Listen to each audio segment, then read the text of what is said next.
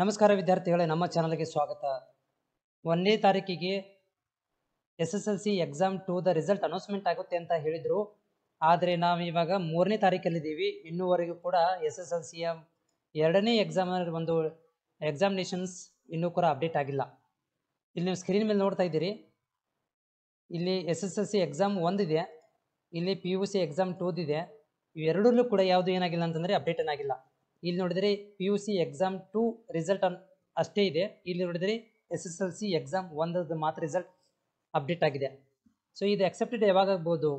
ನಾವು ಭಾಳಷ್ಟು ವಿಡಿಯೋಗಳಲ್ಲಿ ಕೂಡ ಭಾಳಷ್ಟು ವೆಬ್ಸೈಟ್ಗಳಲ್ಲಿ ಕೂಡ ನೋಡಿದ್ವಿ, ರಿಸಲ್ಟ್ ಅನೌನ್ಸ್ಮೆಂಟ್ ಆಗ್ತಾ ಇದೆ, 1ನೇ ತಾರೀಕು ಆಗ್ತಾ ಇದೆ ಅಂತ.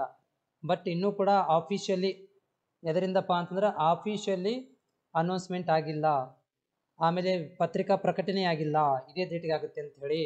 ಸೊ ಕಾಯಬೇಕಾಗುತ್ತೆ. ಯಾಕಂತಂದರೆ ಅದು ಮೌಲ್ಯಮಾಪನ ಕಂಪ್ಲೀಟ್ ಆಗಿದೆ, ಉತ್ತರ ಪತ್ರಿಕೆ ಕೂಡ ಬಂದುಬಿಟ್ಟಿದೆ. ಆದರೆ ರಿಸಲ್ಟ್ಸ್ ಇನ್ನೂ ಈ ವಾರ ಎಂಡಿಂಗ್ ತನಕ ಬರ್ಬೋದು. ಈ ವಾರ ಅಂದ್ರೇನು? ಇವತ್ತು 3, ನಾಳೆಗೆ 4, 6ನೇ ತಾರೀಕು ತನಕ ಕಾಯಬೇಕಾಗುತ್ತೆ. 1 ವಾರ ಅಂತ ಹೇಳಿದ್ದಾರೆ. ಅಕ್ಸೆಪ್ಟೆಡ್ ಡೇಟ್ 1 ವಾರ ಅಂತ ಹೇಳಿದ್ದಾರೆ. ಸೊ ಅಕ್ಸೆಪ್ಟೆಡ್ 1 ವಾರ ಒಳಗಡೆ ಬಂದರೆ ಒಳ್ಳೆಯದು. ಇಲ್ಲಪ್ಪ ಅಂತಂದರೆ ಮತ್ತೆ ಮುಂದಿನ ವಾರ ಹೋಗುತ್ತೆ ರಿಸಲ್ಟ್ಸ್.